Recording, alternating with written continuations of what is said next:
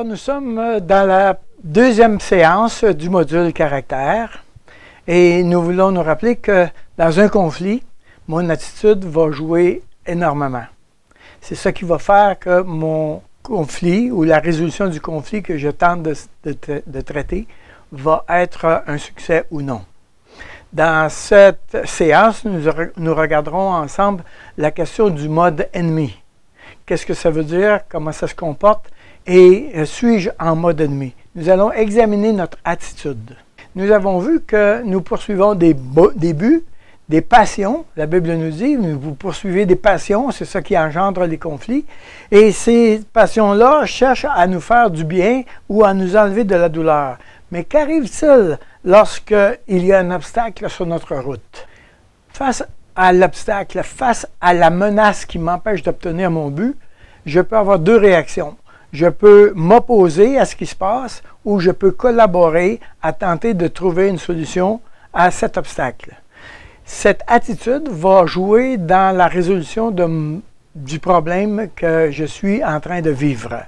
Est-ce que je m'oppose ou est-ce que je collabore? Il y a deux modes possibles. Regardons-les ensemble.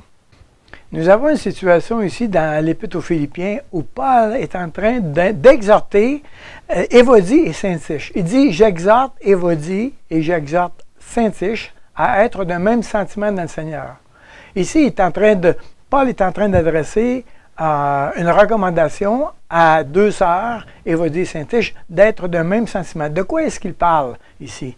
Parce qu'il ne dénonce pas le péché, il ne dénonce pas une problématique ou il ne prend pas parti pour une personne ou pour une autre. Il est en train de dire il y a un problème ici du fait que Évodie et Syntyche, vous n'êtes pas d'un même sentiment. De quoi est-ce qu'il parle? En réalité, nous sommes en train de parler de deux modes. Tu peux être dans un mode ennemi, tu peux être dans un mode ami. Par exemple, la parole de Dieu nous utilise deux mots hébreux. Le premier mot, le mot Kadesh, et le mot Rezed. Oui, c'est écrit Ezed, mais ça se prononce en hébreu Rezed. Et si je suis en mode Kadesh, si je suis en mode ennemi, on parle d'un coup raide, on parle d'un endurcissement de cœur. Alors que le mot Rezed parle davantage de bienveillance, d'amour et de miséricorde. Le mot Rezed dans la Bible est un mot extrêmement important. Il est traduit de 17 manières dans la Bible pour nous parler de ça. J'ai tenté de résoudre le problème de la traduction de plusieurs manières. C'est extrêmement difficile. Mais dans notre cas, ici, dans notre préoccupation de résoudre des conflits, le mot bienveillance est certainement le mot le plus approprié.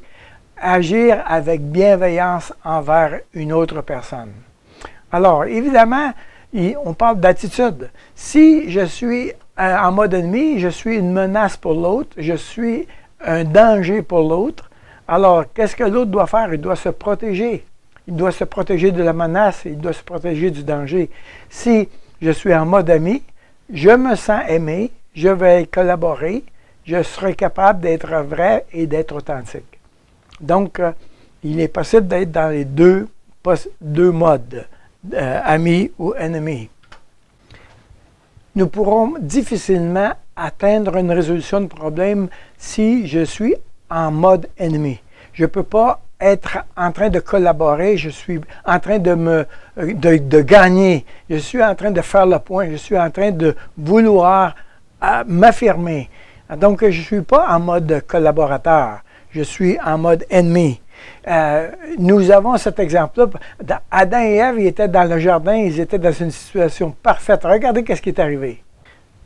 La Bible dit, mais l'Éternel, Dieu appela l'homme et lui dit, où es-tu? Nous sommes juste après la chute.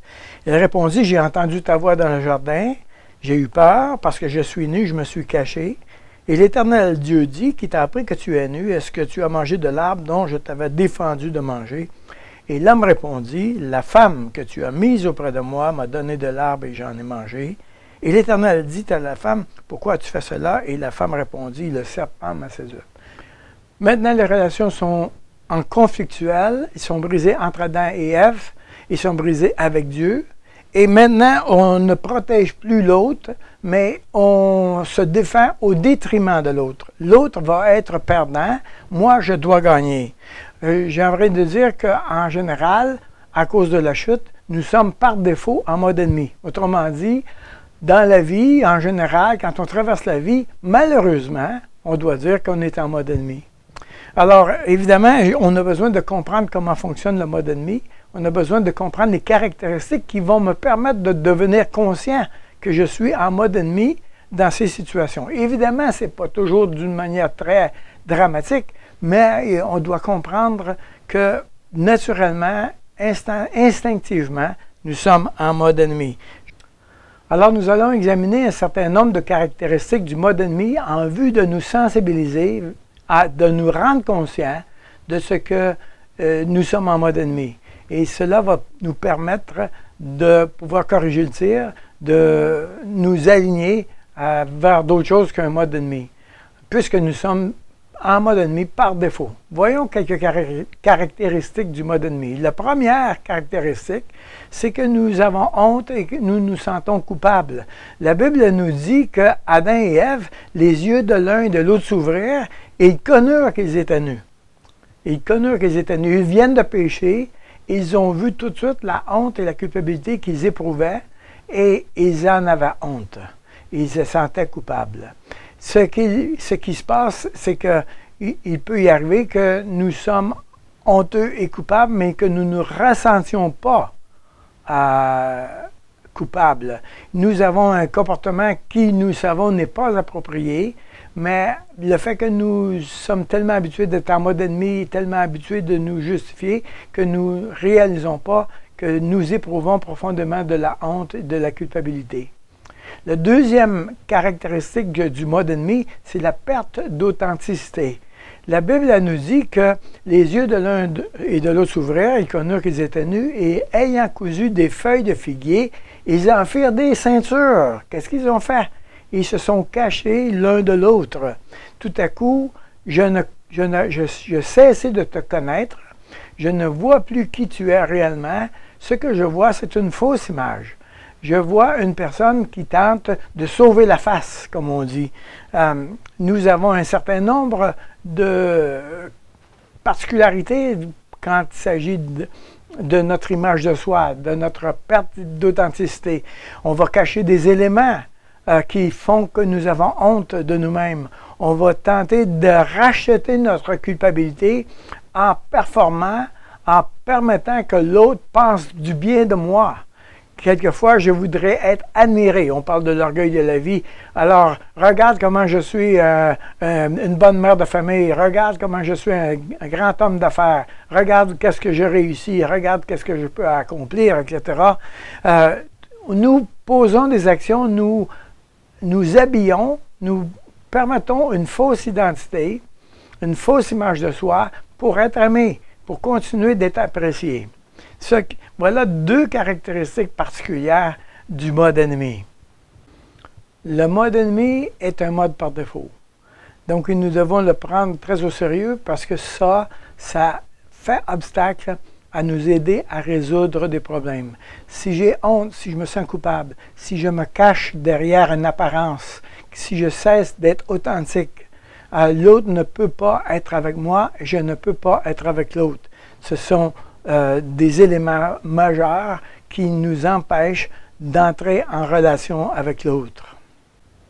Il est possible pour vous d'aller plus loin dans cette démarche d'aimer ses ennemis, de comprendre le mode ennemi, le mode ami.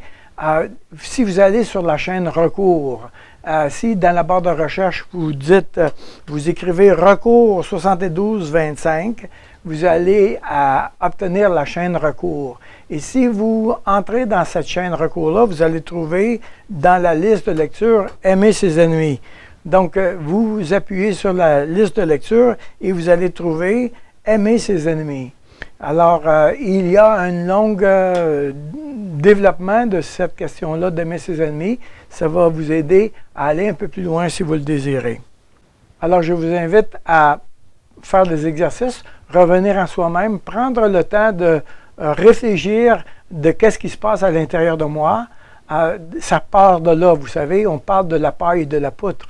Donc, c'est important de revenir en soi-même, ne pas regarder l'autre comme étant le problème, mais de commencer à me regarder en quoi moi je fais partie du problème. Alors, nous avons vu dans la séance précédente que l'exercice consistait à identifier le but que nous poursuivons. La passion, qu'est-ce que je veux voir arriver dans ce conflit actuel? Et maintenant, nous allons nous poser la question, quel est le type de comportement que j'ai dans ce conflit-là? Est-ce que je suis en mode ennemi ou en mode ami? Est-ce que je suis en train de collaborer ou est-ce que je suis en train de m'opposer? Est-ce que je suis en train d'aider ou non? Alors, pour la prochaine séance, nous allons examiner de nouveaux éléments qui caractérisent le mode ennemi. Nous avons vu la honte et la culpabilité. Nous avons vu la perte d'authenticité. Nous verrons les prochains éléments en mode ennemi qui vont nous permettre d'aller un peu plus loin. En attendant, j'aimerais vous rappeler qu'une réponse douce calme la fureur, mais une parole dure excite la colère.